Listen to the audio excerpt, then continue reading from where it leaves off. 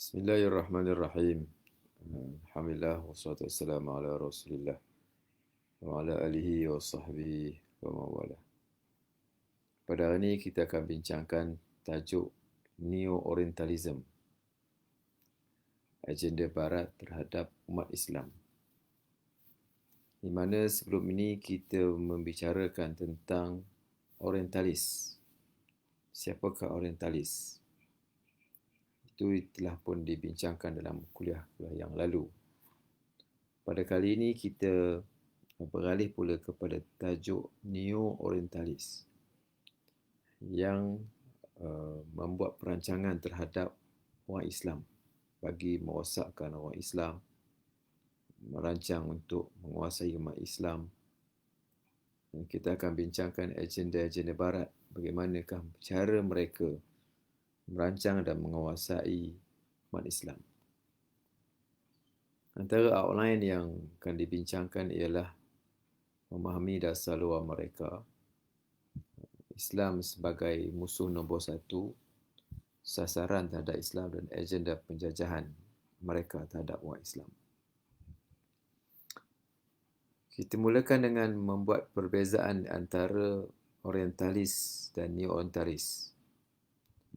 Begitu juga dengan Zionism,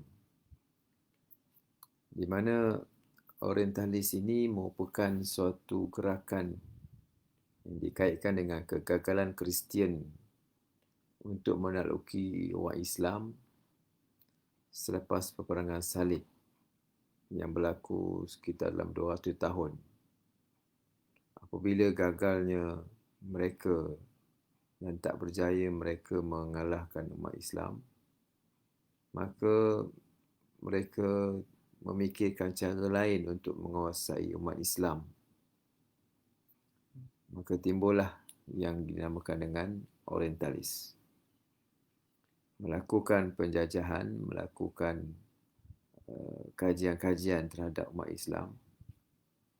Kerana sebelum mereka datang menjajah, datang menguasai, mereka perlu untuk mengetahui bahasa, budaya, sikap, nature sesuatu bangsa dan seluruhnya lah, sehingga mereka boleh menguasai umat Islam. Apabila kegagalan orientalis ini menguasai umat Islam, maka mereka beralih pula kepada satu gerakan lain yang dinamakan dengan neo-orientalis. Kemudian istilah yang kedua ialah Zionism. Zionism ini merupakan gerakan sulit Yahudi untuk mengembalikan Yahudi yang bertebaran ke tempat di Jerusalem ataupun di Palestin lah. Ini Zionis, yang bermula pada akhir tahun 1800 digerakkan oleh Yahudi seperti Theodor Herzl, yang akhirnya berjaya menumbuhkan negara haram Israel. Ini Zionis. Zionis ini ialah gerakan Yahudi, gerakan dalaman dia, yang berusaha mengumpulkan orang Yahudi kembali ke Palestin.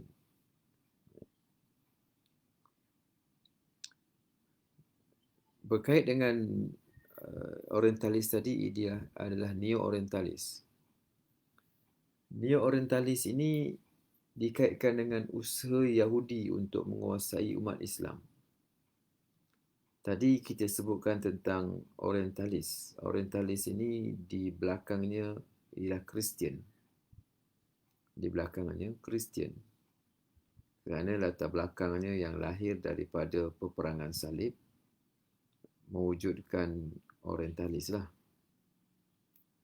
Tetapi sejak Yahudi mengambil alih dan berjaya muncul menguasai dunia, mula menguasai dunia, khususnya selepas peperangan dunia yang pertama.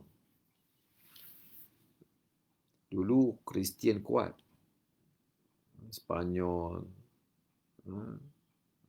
British semua. Dulu negara di Eropah ni dikuasai oleh Kristian dulu. Tetapi selepas beberapa ketika orang Yahudi berjaya bangkit dan mereka mula mewujudkan gerakan, antaranya ialah gerakan Zionis, mengembalikan orang Yahudi ke Palestin. Dan akhirnya pada tahun 1950-an ini semua negara-negara yang berada di bawah jajahan penjajah-penjajah seperti mana British, Spanyol dan sebagainya ini, Belanda, kebanyakannya bermula daripada tahun 50-an ini,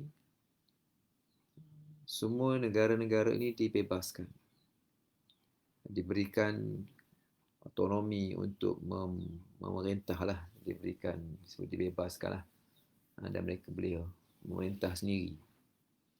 Seperti mana yang berlaku di tanah air kita 1957, kita pun berjayalah merdeka. Di Indonesia 1948, 1945, dan begitulah juga di negara-negara yang lain lah. Sehinggalah kita dulu mewujudkan satu namanya Commonwealth, negara-negara yang di bawah jajahan takluk orang putih, negara Commonwealth, semua jajahan takluk orang putih lah.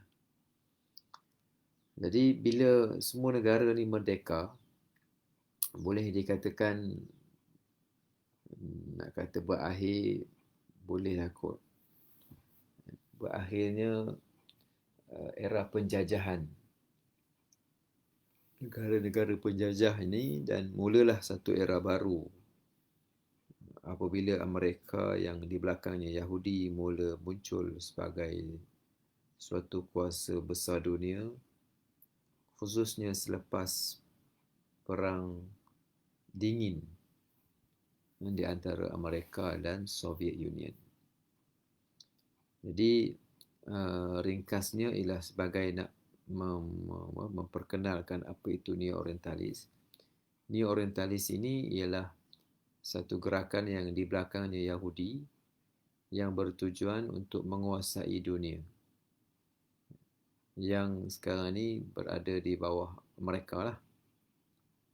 Dan dia muncul dengan apa, nampak jelas selepas kejatuhan Soviet Union pada tahun 1988 dan tahun 1990, mulalah nampak gerakan Yahudi yang menguasai politik dunia secara lebih jelas, dan lebih nampak berkuasanya mereka. Okey.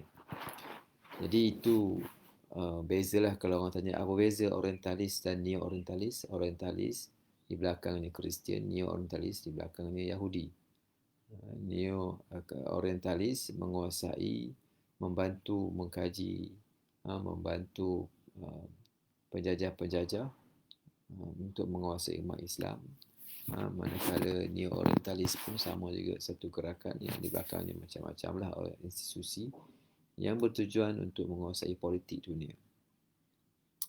Okey, itu secara umum lah yang boleh saya jelaskan tentang perbezaan orientalis dan neo-orientalis. Seterusnya, mari kita tengok perkembangan politik dunia.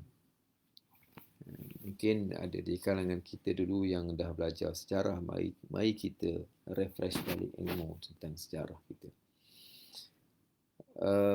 Pada tahun 1945 berlakunya Perang Dunia yang Kedua di antara Amerika dan juga di antara Jepun, di antara mereka kuasa berikat.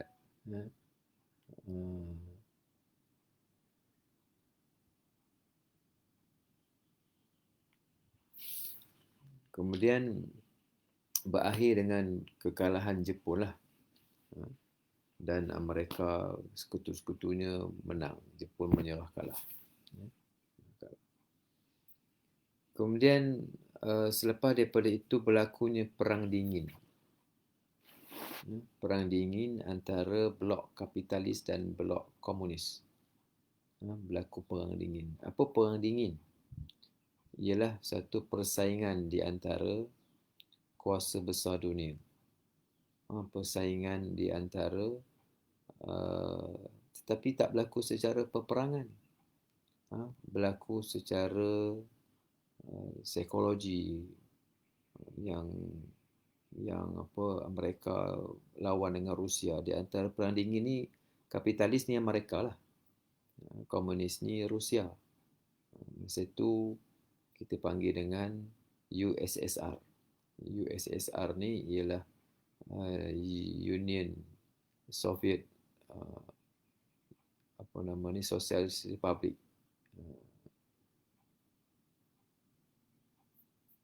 Di mana USSR ni dikuasai oleh Amerika, dikuasai oleh Rusia ataupun di belakangnya Rusia. Amerika ni United States.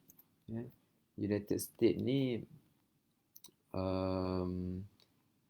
ialah negara-negara yang berada di bawah Amerika United. Maknanya bukan satu, banyaklah.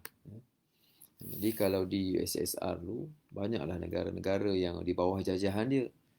Kepalanya, ketuanya Rusia. Rusia ni negara yang besar lah. Jadi berlakunya Perang Dingin. Perang Dingin lah, di antara Perang Dingin ni, mereka hantar CIA menyamar, masuk cari maklumat ke belah Rusia. Rusia pun sama juga pergi cari maklumat, cuba nak menjatuhkan kawan, cari sana. Mana persaingan secara tu panggil dengan Perang Dingin. Kemudian Perang Dingin ni menyebabkan berlaku pergerakan yang dipanggil dengan pergerakan negara berkecuali, Non-Alignment Movement, yang ditubuhkan pada tahun 1961 di Belgrade. Kemudian penubuhan ini Malaysia juga join. Negara-negara yang kecil-kecil ni, bila dua negara besar bergaduh, negara yang kecil-kecil ni duduk terpaksa mengambil sikap berkecuali lah. Jadi wujudlah masa tu 6 pergerakan negara berkecuali. Nanti boleh cari search dalam Google tentang negara-negara yang berada di bawah 6. Kemudian akhirnya pada tahun 1988 USSR ni telah pun kalah, dan negara-negara yang bernaung di bawah USSR ni semuanya minta dibebaskan. Negara macam Azerbaijan, Turkmenistan, negara-negara yang tan lah dulu, bukan Kelantan, negara yang tan dulu, yang berada di bawah wilayah USSR ni semuanya minta merdeka daripada dikawal oleh Rusia. Nanti cubalah cari dalam Google USSR dan bacalah sikit, banyak dapatkan maklumat tentang USSR ni. Cubalah search dalam Google. Kemudian pada tahun 1990,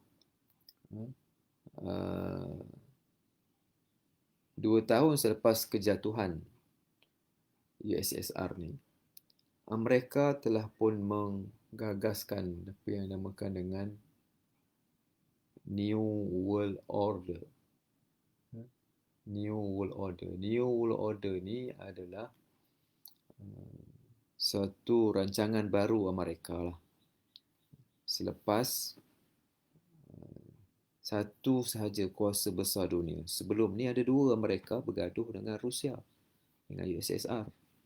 Jadi ada 2 kuasa besar dunia. Tapi bila USSR ni telah pun collapse, jatuh, maknanya semua negara telah merdeka, jadi tak ada kuasa pesaing kepada mereka, hanya satu sahaja.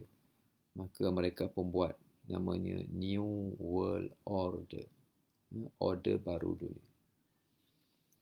Jadi Amerika pun mulalah nak pergi menguasai politik kawasan di Timur Tengah. Sebab Timur Tengah ni adalah macam-macam sumber lah ada kat situ. Sumber minyak, ekonomi, politik, semua kat situ lah. Di antara perkara yang dibuat oleh mereka ialah merancang untuk membentuk peperangan Teluk. Peperangan Teluk ni pada tahun 1991 berlaku antara Iraq dan Kuwait. Iraq dan Kuwait. Memanglah realitinya Iraq dan Kuwait yang berperang. Di mana Iraq ni negara dia besar. Kalau korang tengok, cubalah buka map. Buka map Iraq dan Kuwait. Iraq dan Kuwait ni negara berjiran. Iraq ni besar, Kuwait ni halus je, kecil je. Jadi dalam masa semalam je, satu malam dalam masa 4-5 jam je, Iraq berjaya menakluki Kuwait. Jadi puncanya bergaduh pasal minyak kalau tak silap saya lah. Bergaduh. Kuwait bawah Saddam Hussein mau dia pergi menakluki Kuwait. Iraq di bawah Saddam Hussein menakluki Kuwait. Yang saya yakin Iraq ni yang menakluki Kuwait ni bukanlah berlaku secara sengaja, tetapi ada juga di belakangnya pengaruh daripada mereka lah. Itu saya yakin tu begitu. Sebab itu saya katakan bahawa apabila mereka nak menguasai politik di Timur Tengah, maka dia suruh api-apikan Iraq supaya bergaduh lah Iraq dengan Kuwait. Yang menyebabkan itu sebagai satu tiket kepada mereka untuk masuk di kawasan Timur Tengah. Bila bergaduh, maka dia pun masuk. Maka dia pun merancang, mereka pun masuk ke Saudi. Contohnya, mereka nak mengawal Saudi daripada dicerobohi oleh Iraq. Maka berlakulah, nanti korang bacalah detail, saya taklah sempat nak panjang nak baca cerita tentang peperangan Teluk ni. Nanti korang baca, menarik ceritanya. Tapi ringkasnya ialah di belakangnya mereka, dan apabila berlakunya perang Teluk, mereka berjaya mengenal pasti manakah negara yang menyokong dia. Sebab mereka ni bawa tentera masuk ke Saudi. Saudi bagi tempat di kawasan dia. Jadi ini menampakkan siapakah negara yang menyokong Amerika, dan Amerika kempen untuk menghalau Kuwait, menghalau Iraq daripada bumi Kuwait. Mereka pun masuk dan dia pun bagi sokongan lah. Dan dia pun minta sokongan manakah negara-negara. Maka dia tahulah Turki sokong atau tidak. Kalau sokong, setara mana dia sokong? Dia bagi duit ke, bagi tentera ke, ataupun paling tidak membenarkan ruang udaranya. Sebab ada yang negara dia tak bagi ruang udaranya yang dilalui oleh mana-mana tentera asing. Kalau dia lalu je kawasan ruang udara, dia tembak contohnya. Jadi itu mereka nak test, nak tengok manakah negara. Ini penting, signifikannya peperangan Teluk pada masa itu. Kemudian tahun 1993, seorang penulis, pemikir, perancang kepada mereka yang bernama Samuel Huntington menulis satu artikel yang menyebutkan pertembungan antara tamadun, clash of civilization. Dalam artikel ini dia menyebutkan bahawa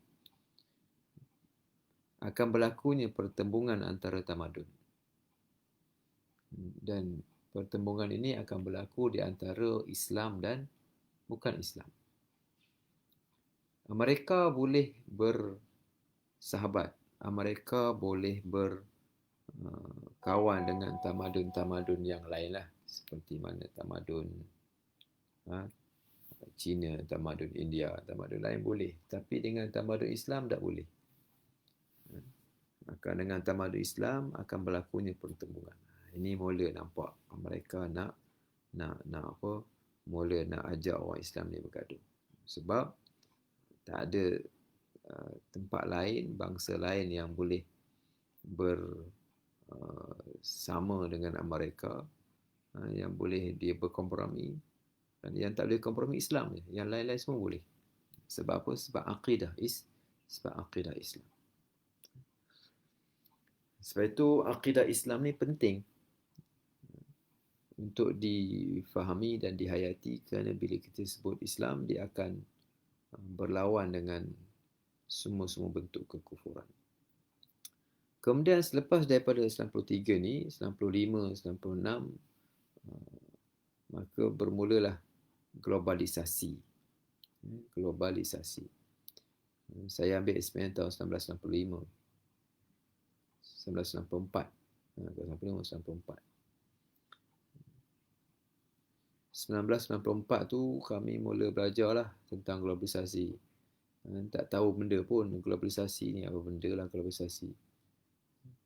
Tapi yang dimaksudkan dengan globalisasi itu pada hakikatnya ialah Amerikanisasi. Sebab bila negara kita terbuka dengan pelbagai bentuk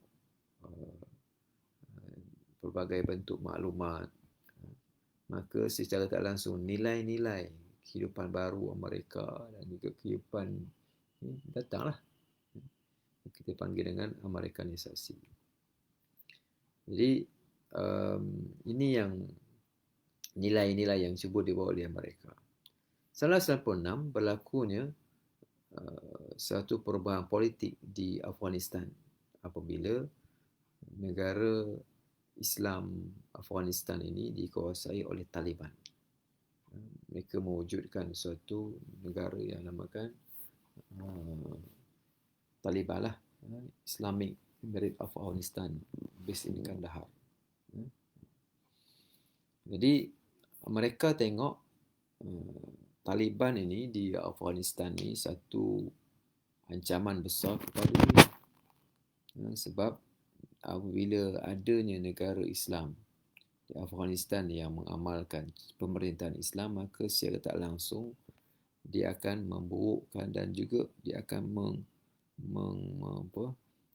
merangsang negara-negara lain pun akan buat pemerintahan Islam di atas nama negara dan akan mencabar, seperti mana pengalaman dia dulu dah bergaduh dengan Rusia, USSR, maka dia tak mahu dia pula ada kuasa besar dunia yang boleh menyaingi. Maka inilah di antara sebab kenapa berlakunya bom di WTC 11 September, kerana selepas daripada itulah Amerika memulakan kempen untuk memerangi keganasan. Di antara keganasan yang mereka maksudkan ialah, bukan di antara, yang mereka maksudkan dengan keganasan ialah Islam. Islam. Dan mereka telah pun masuk dan menghalau, menjatuhkan Taliban daripada menaklukkan Pakistan dan melalui Afghanistan. Jadi itu perkara yang paling penting bagi mereka. Kemudian teruslah berlaku kempen menentang keganasan. Sehinggalah berlakunya masuk campur penaklukan Libya 2004. Penaklukan Libya, Muammar Gaddafi, kemudian masuk campur dalam isu Mesir, Hosni Mubarak. 10 tahun lepas itu mereka memang masuk campur untuk nak menguasai politik dunia di Timur Tengah. Perkara yang pertama yang kebuat ialah selepas daripada Perang Teruk lepas itu ialah menjatuhkan kerajaan Islam Taliban. Kita pun tak berapa setujulah dengan Taliban yang agak keras dalam perkara ini, tapi mereka memang akan menentang apa-apa bentuk yang pemerintahan yang berteraskan agama, kerana itu boleh menguasai dan juga mencabar mereka. Jadi sifir ini kita kena faham siapakah mereka. Jadi apa sebenarnya mereka? Merupakan suatu um, negara yang memposisikan mereka sebagai pihak yang aktif memerangi segala ataupun sebarang bentuk keganasan yang keganasan itu yang dimaksudkan Islam. Islam. Dan peristiwa 11 September yang berlaku di Amerika ni merupakan perancangan strategi US untuk membolehkan mereka mempunyai alasan yang kokoh bagi menundukkan kuasa, sebarang kuasa, dan memastikan semua negara-negara di dunia ini bertindak mengikut kepentingan mereka. Kepentingan mereka. Ini kita kena faham siapakah mereka. Jadi mereka menganggap, ini yang kita sebut the clash of civilization tadi. Tamadun dia boleh kompromi dengan tamadun barat. China pun sama, Jepun pun sama, mereka Afrika pun semua ni boleh berkompromi. Tapi Islam dia tak boleh berkompromi dengan kufur. Sebab dia ada akidah berdasarkan kepada wahyu. India okey. Tamadun China boleh. Dia tak ada soal halal haram berdasarkan kepada agama. Tapi Islam tidak. Sebab itu Islam menjadi target. Maka sesiapa yang lawan dengan tamadun barat, maka dia dianggap sebagai ganas. Itu dia punya sifat mereka itu begitu. Kenapakah Islam dianggap sebagai musuh nombor satu? Kerana potensi ideologi Islam. Islam ni dia punya akidah syariah dan khilafah mempunyai suatu potensi yang besar untuk nak lawan mereka. Kalau tanya orang Islam, anda suka tak mereka? Suka tak kepada Barack Obama? Sebelum ni suka tak kepada Clinton? Suka tak kepada Trump? Walaupun kita banyak guna barang mereka, tapi kita semua mereka yang ganas, yang pergi serang orang. Biasa-biasanya kita tunjukkan sikap tak suka lah. Tak suka.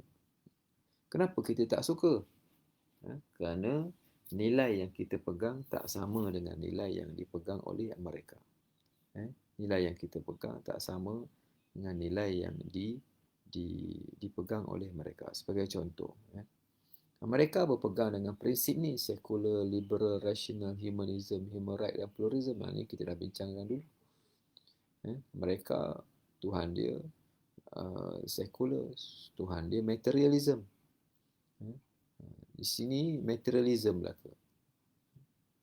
Jadi bila kita orang Islam berpegang kepada sini, jadi secara langsung kita akan lawan dengan mereka lah secara ni. Sebab agama kita tu akan membentuk kefahaman tu begitu. Tapi ini yang mereka tak suka. Ini yang disebut sebagai potensi ideologi. Orang Islam akan dakwah. Bila Islam dakwah, secara tak langsung orang Islam akan menentang mereka lah. Akan bila kita sebarkan dakwah, maka Islam akan tersebar. Bila Islam akan tersebar, maka Barat akan terancam. Macam mana pula Ustaz? Contohnya, bila Islam sebar, contohnya, kita nak memastikan orang Islam pakai menutup aurat sebagai contoh. Bila orang Islam menutup aurat, tercabar tak? Akan berlaku tak masalah ekonomi kepada mereka? Masalah bisnes kepada mereka? Berlaku.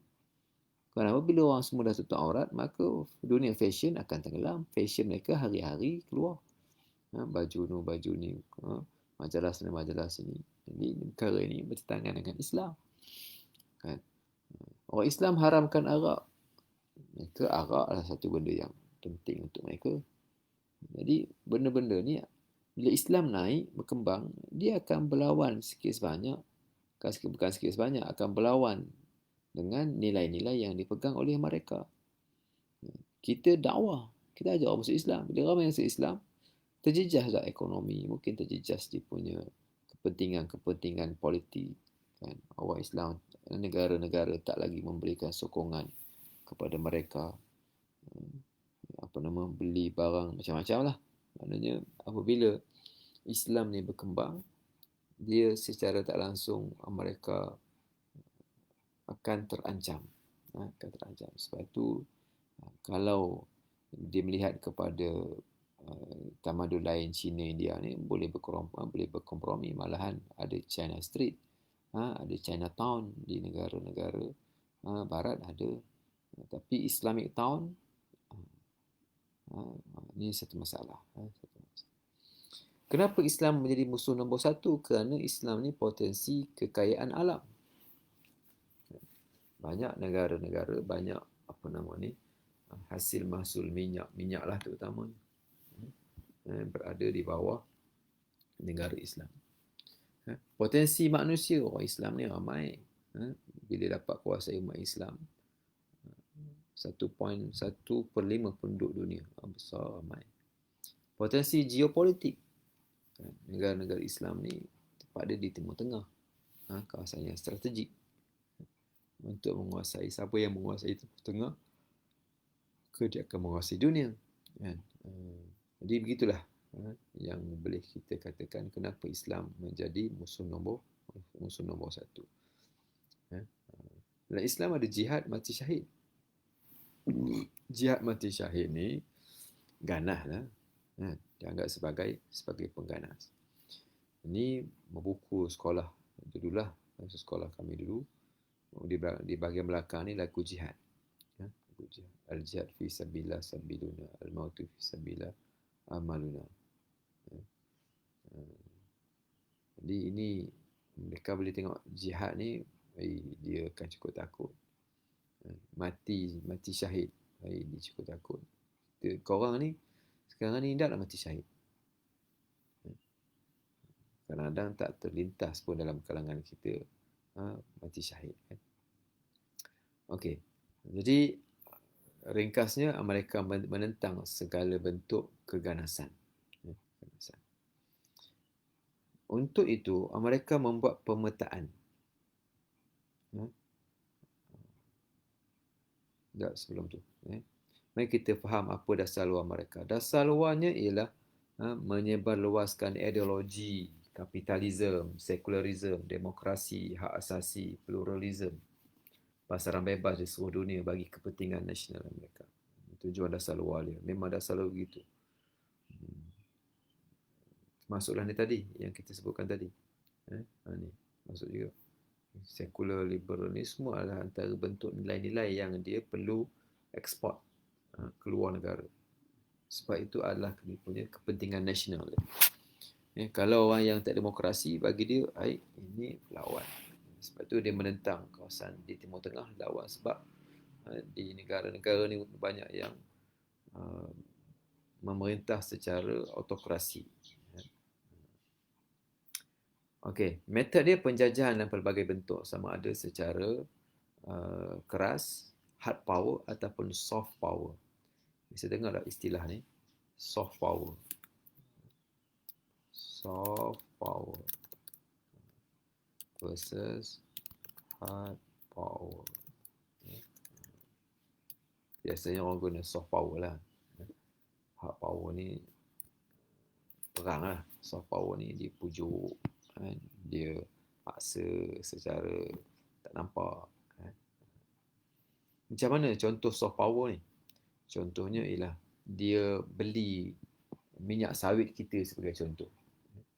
Bila mereka beli minyak sawit kita banyak, dia menjadi importer utama kepada minyak sawit kita sebagai contoh lah. Dan kita tak jual minyak sawit kita ke tempat lain. Jadi, bila minyak sawit kita semuanya dieksport ke mereka, contohlah. Contoh.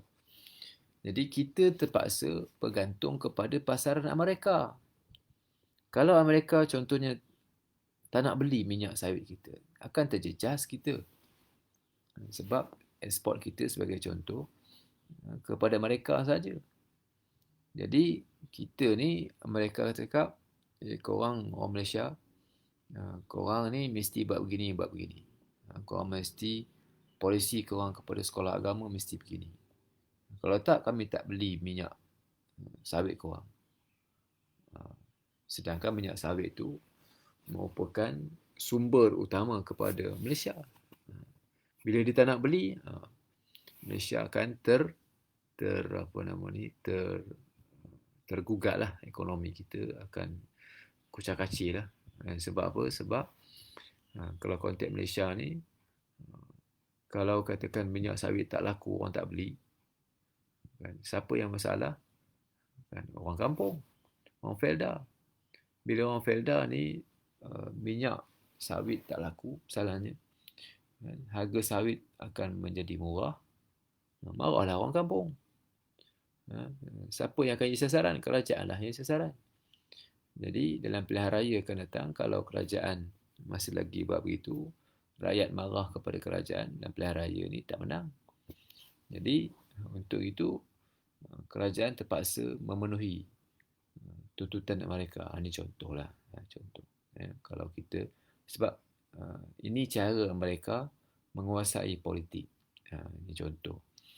Dia tak perang, tapi dia ugut. Dia ugut. Itu contohlah.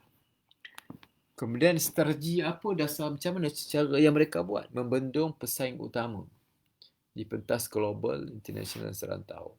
Mana-mana yang nampak sebagai orang yang boleh menyaingi mereka, dia akan lawan. Dia akan lawan. Dia akan tentang. Dia akan cuba jatuhkan. Menghalang munculnya mana-mana pesaing baru.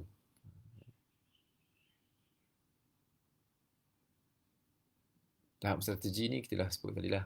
Perang dunia, sebab perang dunia kedua mengurangkan pengaruh Inggeris dan Eropah sebagai penjajah utama. Sebab tu selepas perang dunia kedua tahun 45, perang dunia kedua ni perang Jepun lah, mudah faham. Semua negara-negara lepas tu semuanya merdeka Melaka. Malaysia apa semua merdeka Melaka. Antaranya ialah pengaruh Yahudi. Perang dingin memendung penyebaran ideologi komunisme. Ini perang dingin. Selepas perang dingin membendung pengaruh sisa-sisa komunis Cina dan menghalang potensi besar mereka ialah ideologi Islam. Okey.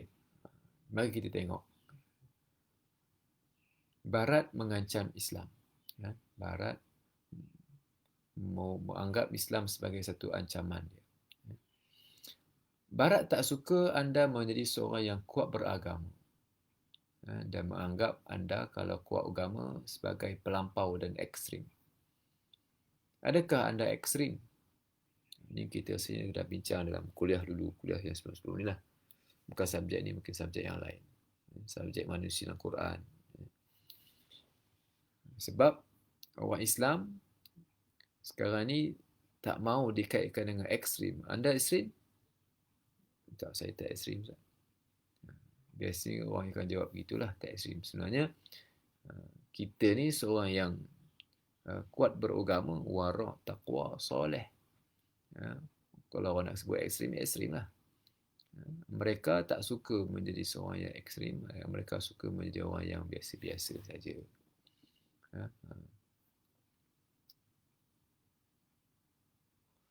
Maka mereka merancang untuk nak menguasai umat Islam. Banyaklah usaha-usaha mereka ni, antara benda yang boleh saya sebut. Perancangan Barat yang khusus untuk menguasai umat Islam. Menerusi civil, buku-buku ni antaranya lah Civil Democracy Islam, Building Moderate Muslim Network. Ini antara yang mereka tulis. Apa perancangan Barat? Apa perancangan Barat? Yang pertama ialah sederhanakan pegangan agama orang Islam. Ini yang pertama. Yang kedua, takutkan orang Islam dengan keganasan. Yang ketiga, galakkan pertemuan mazhab dan khilafiyah.